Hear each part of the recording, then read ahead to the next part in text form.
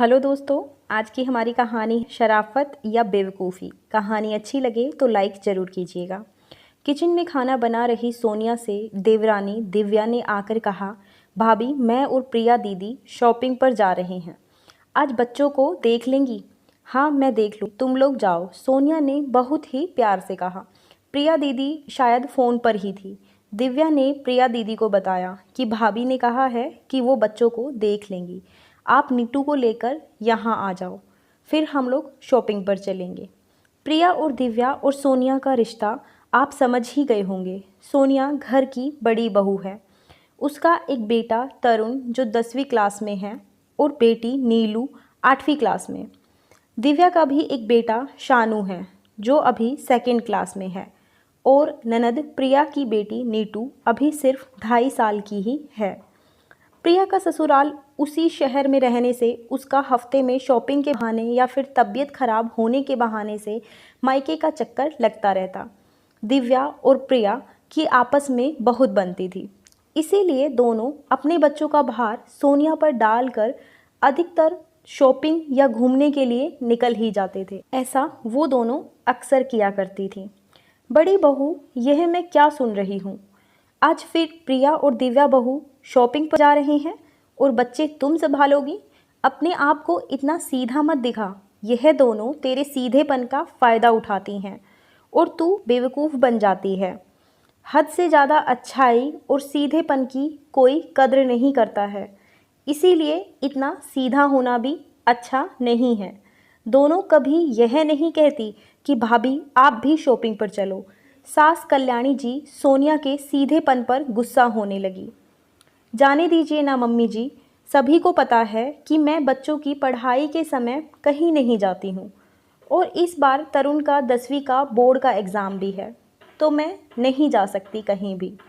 जहाँ तरुण उनकी देखभाल करूँगी वहीं 2 बच्चे और देख लूँगी।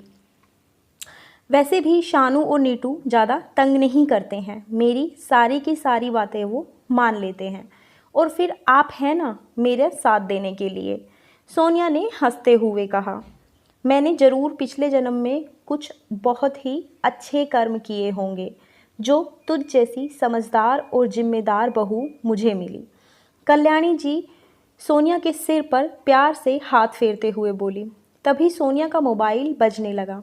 उसने बात की और आकर कल्याणी जी से बोली, मम्मी जी तरुण की क्लास टीचर का फ़ोन था, उसके बोर्ड एग्ज़ाम के डॉक्यूमेंट्स वेरीफाई कराने हैं, तो आधार कार्ड और बर्थ सर्टिफिकेट के साथ बुलाया है स्कूल में, तो मैं जल्दी से स्कूल जाती हूँ और दिव्या से बोल देती हूँ कि वो थोड़ी देर बाद चली जाए। सोनिया दिव्या के कमरे के बाहर ही ठिठक गई। दिव्या फ़ोन पर किसी से बात कर रही थी और वो उसी के बारे में था। सच माँ, सोनिया भाभी बहुत ही बेवकूफ़ हैं। आपने सही कहा था कि ननद प्रिया को पटा कर रखो और खुद ऐश करो। प्रिया दीदी को अपनी किटी में जोड़ने से बहुत फ़ायदा हुआ। वैसे भी सोनिया भाभी बहुत बोर है। मुझे समझ नहीं आता कि कोई औरत बिना शॉपिंग और किटी के कैसे जी सकती है। शॉपिंग तो बहाना है मम्मी, आज हम सभी लेडीज़ पिक्चर जा रहे हैं और उसके बाद नया मॉल खुला है, वहाँ जाएंगे। बच्चों को भाभी संभालेगी और हम बिंदास मज़े करेंगे।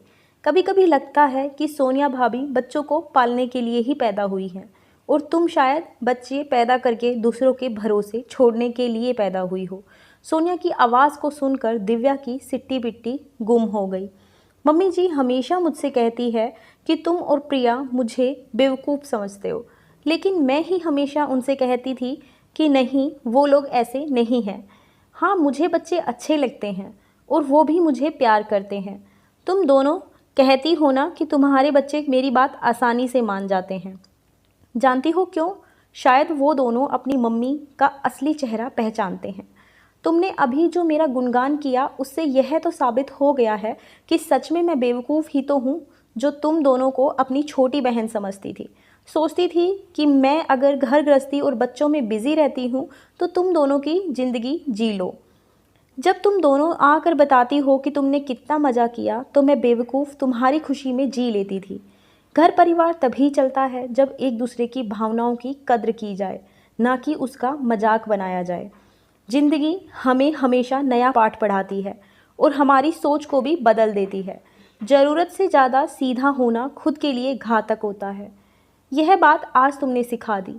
सोनिया कमरे से बाहर आती है तो कल्याणी जी खड़ी मिलती है। वो उनके गले लग जाती है। मम्मी जी, अभी मैं स्कूल जा रही हूँ। आप प्रिया और दिव्या से कह दीजिएगा कि आज से मैं शानू की सिर्फ बड़ी मम्मी और नीटू की बड़ी मामी हूँ। मैंने नैनी का काम करना अब बंद कर दिया है। दिव्या कमरे के दरवाजे पर शर्मिंदा खड़ी सोच रही थी कि उसने आज क्या खो दिया है।